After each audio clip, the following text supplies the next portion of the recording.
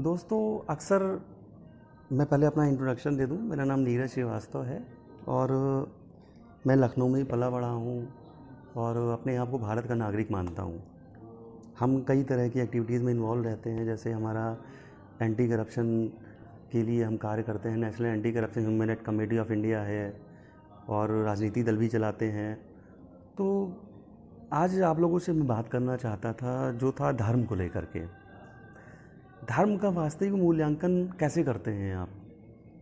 कुछ कहते हैं कि इस्लाम धर्म है, कुछ कहते हैं हिंदू धर्म है, कुछ कहते हैं सिख धर्म है, कुछ कहते हैं यहूदी धर्म है। आप मेरे धर्म को बोलोगे मैं आपको मारूंगा, आप मेरे धर्म को बोलोगे मैं आपको ख़त्म कर दूंगा। तो अब एक बात बताइए, सैनिक की जाति क्या होती है, सैनिक का धर्म क्या होता है? कभी सोचा है इस बारे में? सैनिक की ना ही कोई जाति होती है, ना ही धर्म होता है।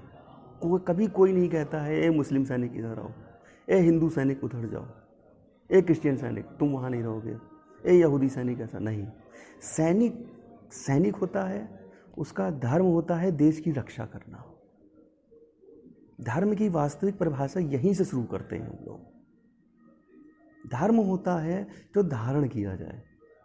एक पिता का धर्म होता है अपने पुत्र की रक्षा करना। एक पति का धर्म होता है अपने पत्नी का रक्षण करना, उसका भरण पोषण करना।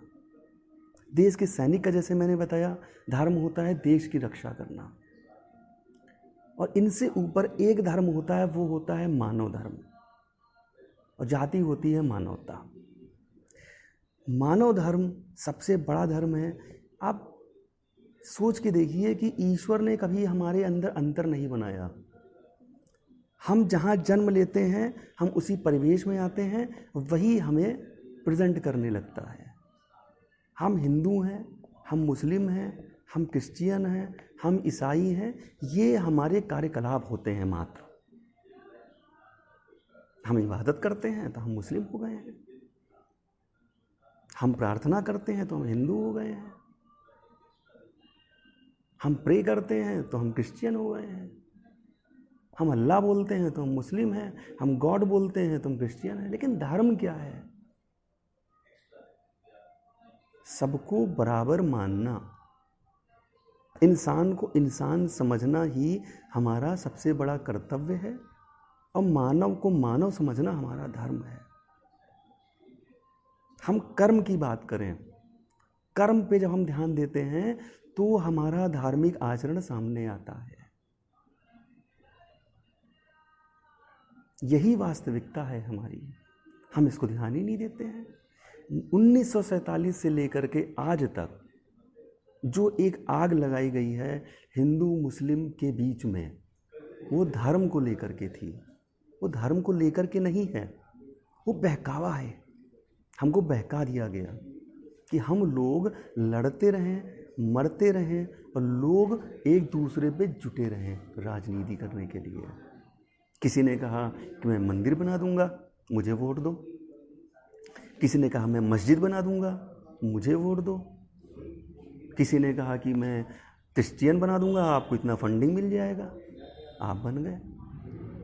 धर्म कहाँ है इसमें? इसमें तो स्वार्थ है, और धर्म कभी स्वार्थ थोड़ी ना सिखाता है।